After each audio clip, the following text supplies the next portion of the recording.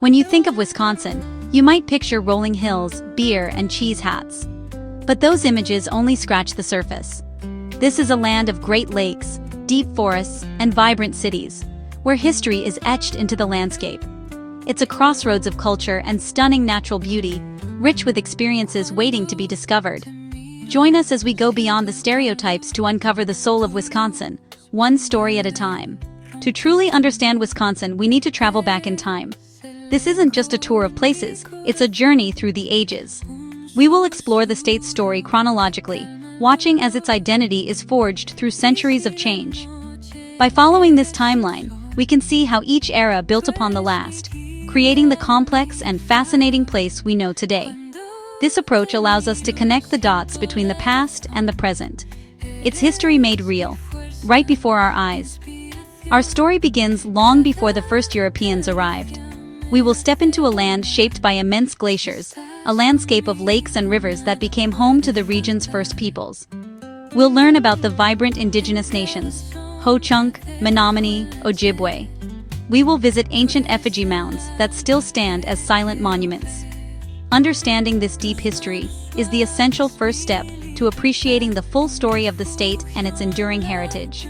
From there, our timeline moves to exploration and settlement. French fur traders paddling canoes down great rivers. The British flag rises over the territory.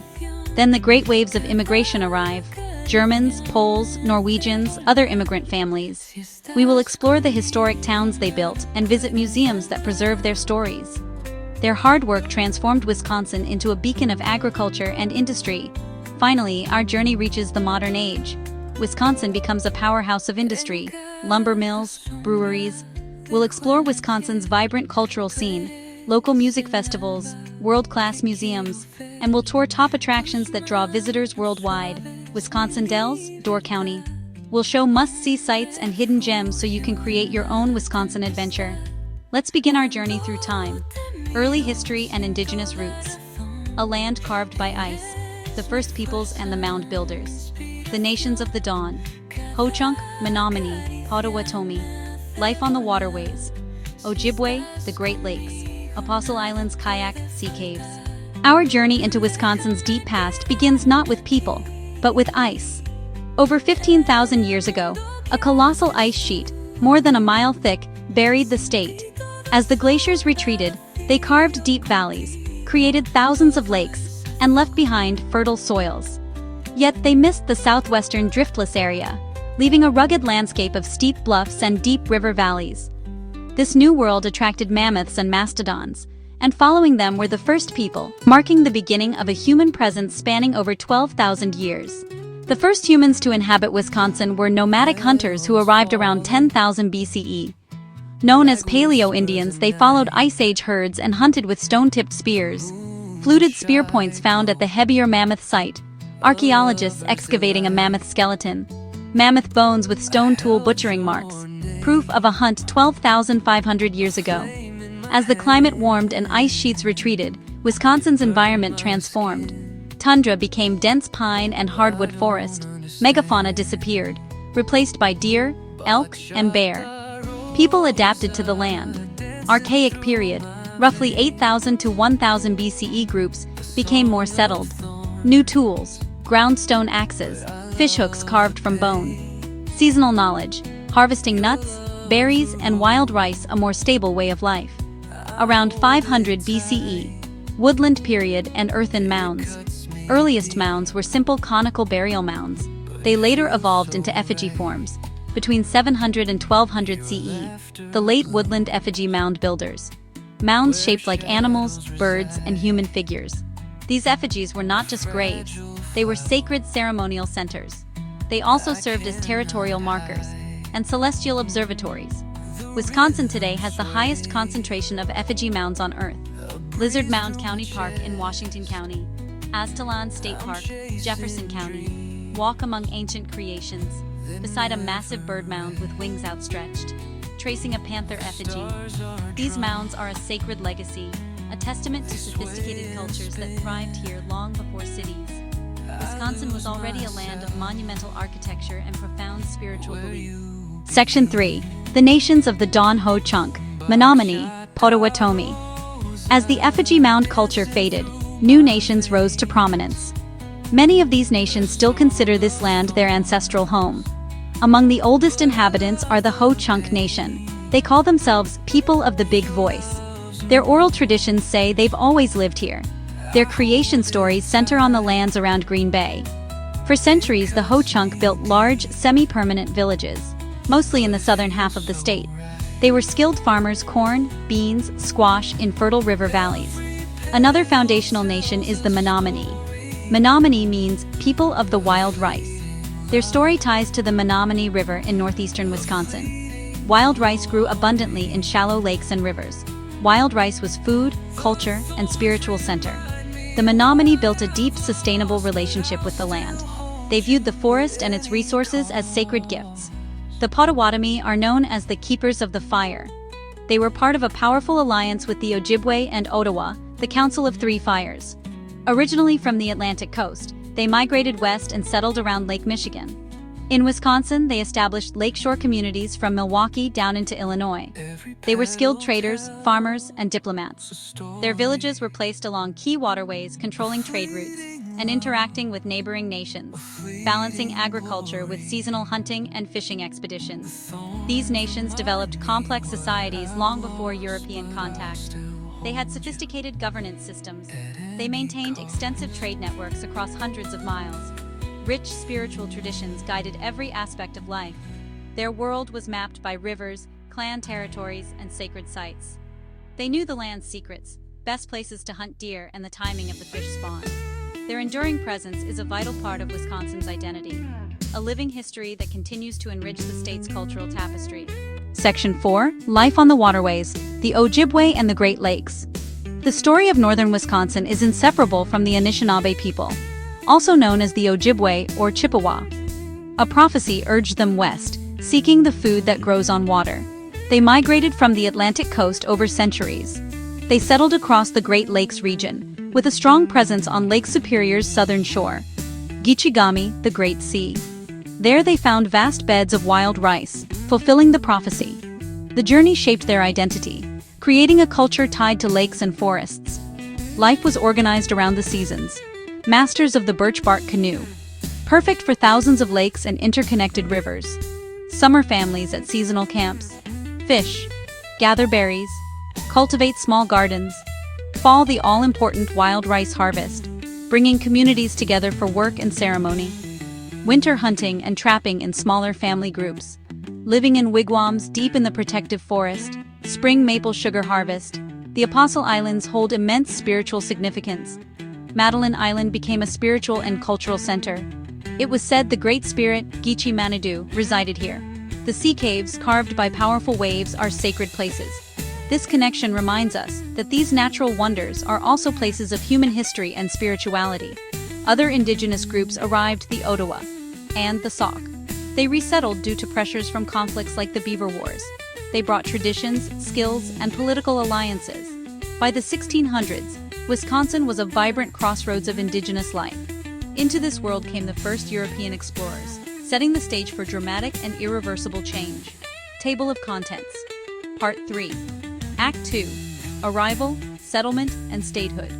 1. The arrival of the French fur, faith, and waterways. 2. The British takeover and the American frontier. 3. The Great Wave, European immigration and settlement. 4. From territory to statehood, shaping a new identity. 5. The lead rush and the rise of towns. Section 1. The arrival of the French fur, faith, and waterways. The first European to set foot in what is now Wisconsin was a Frenchman named Jean Nicolet. In 1634, he was sent by Samuel de Champlain, the governor of New France, on a mission to find a rumored northwest passage to Asia and to make peace with the region's indigenous peoples. Believing he was approaching Asia, Nicolet famously landed near modern-day Green Bay, wearing a damask robe embroidered with flowers, and birds firing 2 pistols into the air. He didn't find a route to China, but he did encounter the Ho-Chunk people. This moment marked the beginning of Wisconsin's recorded European history. Following Nicolet's journey, French presence grew, driven by the lucrative fur trade, the desire to spread the Catholic faith. Men known as voyageurs coureurs des bois paddled their canoes into the interior, following rivers, lakes, They established trading posts at Green Bay, Prairie du Chien, at the confluence of the Wisconsin River and the Mississippi River. These posts became bustling centers of cultural exchange. European goods like metal tools, firearms, cloth, were traded for valuable beaver pelts. Jesuit missionaries arrived often called Black Robes. Figures like Father Jacques Marquette and Claude Allouez traveled through the wilderness, aiming to convert native populations to Christianity. They established missions, learned local languages, documented geography, documented customs, documented beliefs. Their journals and maps provided Europeans with a first real understanding of the Great Lakes region, its resources, and its inhabitants. These records help us piece together this pivotal time of transformation. French influence lasted over a century and was marked by interdependence. They did not arrive to clear land for farming. Instead, they integrated into indigenous societies, often marrying native women and raising families. This created a unique Métis culture, blending French and indigenous traditions. The fur trade economy relied on native hunters and trappers. It was a partnership, often unequal, that reshaped alliances, economies, and daily life across the Wisconsin wilderness, long before permanent European settlements were established. The French and Indian War ended French dominance in 1763, ceding Wisconsin to Great Britain. British rule, focused on the fur trade, was challenged by indigenous resistance, and soon eclipsed by the American Revolution.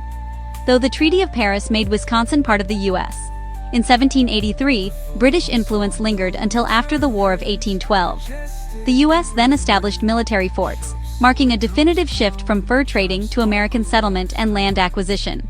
The 1830s and 1840s marked a profound transformation for Wisconsin, as the trickle of European arrivals turned into a flood. The primary driver of this change was land. After a series of treaties, many coercive and unjust, the U.S. acquired vast tracts of land. Ho-Chunk, Menominee, Potawatomi, other nations. The land was surveyed and put up for sale at low prices. It became a powerful magnet for settlers from the eastern United States and increasingly from Europe. The promise of owning fertile farmland and building a new life drew thousands. Among the largest groups were immigrants from Germany, fleeing political unrest, religious persecution, economic hardship. They saw Wisconsin as a place of freedom and prosperity. The rolling hills and forests reminded many of Germany. They settled heavily in the east, especially around Milwaukee, the German Athens. They brought their language, music, beer, farming, and craftsmanship. Their influence is visible today in breweries, festivals, and town and street names. Norwegians also arrived, escaping overpopulation and limited prospects. They formed tight-knit farming communities in southern and western Wisconsin. Their legacy shows in Lutheran churches in towns like Stoughton. Irish immigrants came largely because of the Great Famine. Many found work building canals, railroads, and mining lead. Poles settled in Milwaukee and rural areas, building strong Catholic parishes. Cornish miners from England brought expertise to the Lead region. Swiss settlers founded New Glarus and recreated alpine cheesemaking. This massive influx transformed Wisconsin, from an indigenous and fur-trading frontier into farms, villages, and burgeoning cities. As the population boomed, Congress established the Wisconsin Territory in 1836. The path to statehood was complex. An initial radical constitution was rejected in 1846 for measures like granting married women property rights. A more moderate version was drafted, and on May 29, 1848, President James K. Polk signed the bill making Wisconsin the 30th state. This milestone established a progressive identity from the start. The new constitution prohibited slavery and laid the groundwork for the University of Wisconsin, cementing its reputation as a laboratory of democracy. Section 5. The Lead Rush and the Rise of Towns. Long before the great waves of farmers arrived, Wisconsin's first major economic boom was sparked not by fertile soil, but by what lay beneath it. In the southwestern corner of the state, within the rugged driftless area, lay vast and easily accessible deposits of lead ore, or galena. Indigenous peoples had long known about and used this resource, but it was the arrival of American miners in the 1820s that triggered a lead rush comparable to the later gold rushes in the West. Thousands of prospectors flocked to the region, coming from southern states like Kentucky, Missouri, and from the eastern seaboard, all hoping to strike it rich by mining gray gold. The early mining life was rough and primitive. The first miners were often transient, working small claims with simple tools like picks, shovels, hand-cranked windlasses.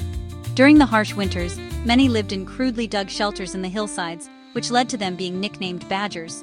This nickname, of course, would eventually be adopted by the entire state. These settlements were chaotic and lawless, but they quickly grew into towns: Mineral Point, Platteville, Shoalsburg. The boom attracted not just American miners, but skilled immigrants from Cornwall, England. The Cornish were expert hard rock miners. As their tin mines declined, they brought specialized knowledge to Wisconsin. They introduced techniques like blasting with black powder and building sturdy stone structures. Their influence is preserved in Mineral Point at the Pendarvis Historic Site. They also brought cultural staples like the pasty, a meat and vegetable pie miners took underground. The lead rush profoundly shaped Wisconsin.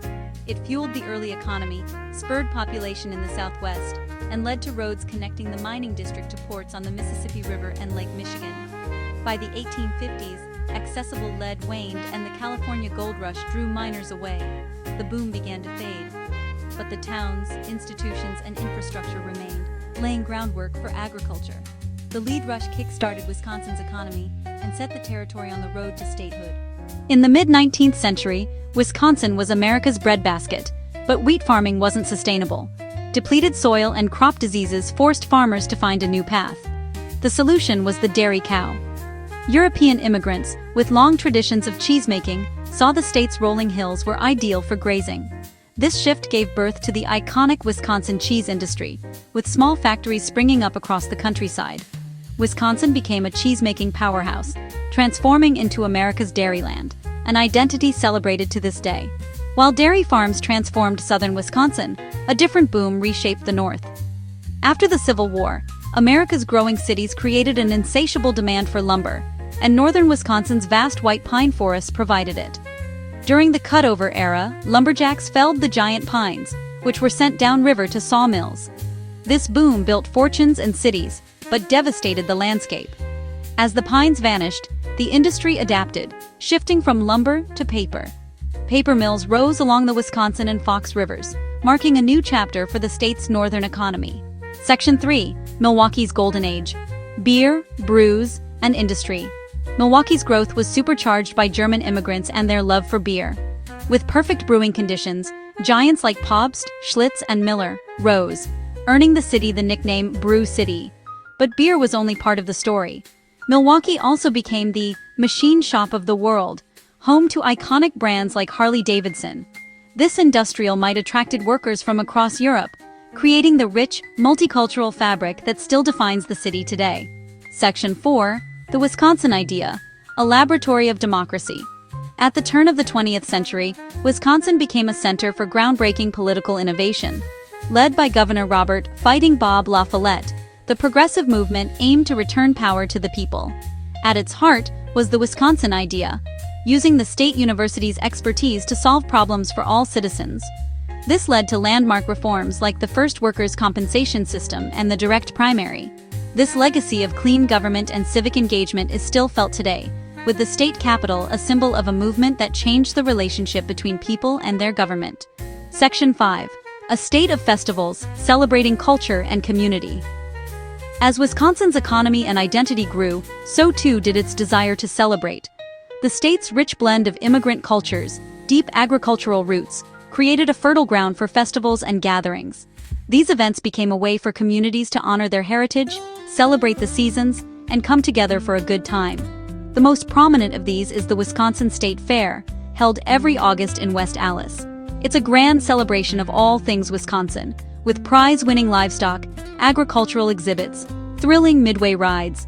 And of course, it's famous for its food, especially the iconic cream puff. Milwaukee, with its diverse ethnic makeup, earned the title City of Festivals. All summer long, the lakefront hosts ethnic festivals at Henry Meyer Festival Park, Irish Fest, German Fest, Festa Italiana. These festivals showcase music, dance, food, traditions. They invite everyone to experience a different culture for a weekend. Beyond ethnic celebrations, Summerfest, the world's largest music festival. 11 days, hundreds of bands, on multiple stages, drawing music lovers from around the globe. In small towns, festivals get quirky and specific. New Glarus, Heidi Festival, Warrens, Cranberry Festival, polka festivals, fish boils. More than entertainment, cultural glue that binds communities. Families reunite, neighbors connect, and visitors taste local life. Sharing a bratwurst at a church picnic, listening to a polka band, watching a fish boil in Door County. They reflect a state that works hard and knows how to celebrate its history, its harvest, and its people. Attending one is the best way to experience Wisconsin's welcoming spirit. Our tour begins in Wisconsin's largest cities, Milwaukee and Madison. Milwaukee on Lake Michigan blends old-world charm with modern energy. Explore its brewing heritage or the stunning Milwaukee Art Museum, whose wing-like sunshade opens daily. To the west, Madison, the state capital, sits on an isthmus. Its youthful energy is centered around the state capitol and the University of Wisconsin. In summer, people flock to the Memorial Union Terrace on Lake Mendota to relax in its iconic sunburst chairs, the quintessential Madison experience. For a quintessential Wisconsin getaway, head to Door County. This scenic peninsula on Lake Michigan, often called the Cape Cod of the Midwest, features a 300-mile shoreline dotted with charming villages and beautiful state parks. Enjoy a traditional fish boil, a tradition brought by Scandinavian settlers.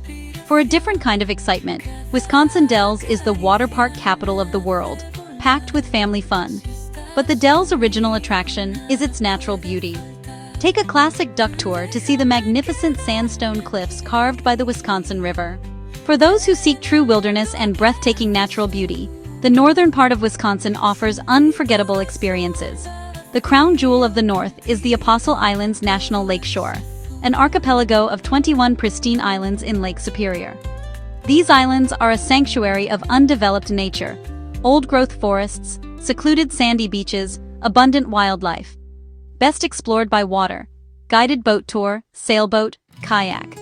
Sea kayaking gets you up close to the stunning sea caves.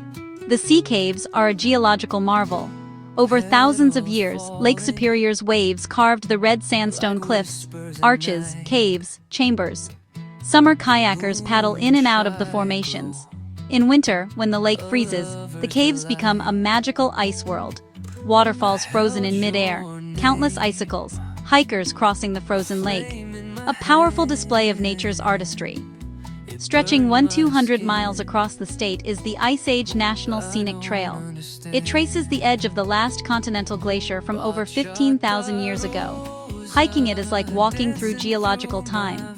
See glacier evidence from the rolling hills of Kettle Moraine to the deep valleys of the driftless area. The trail winds through forests, prairies, alongside glacial lakes. You don't need to thru-hike it to enjoy sections. Hundreds of segments make day hikes and weekend trips easy. Popular sections like Devil's Lake climb quartzite bluffs with vast lake views. Whether kayaking among sea caves or hiking a trail carved by ice, Wisconsin invites you to its wild, timeless heart. Our journey has taken us across a landscape rich in history, from ancient glaciers to bustling cities. Now, the next chapter is yours to write.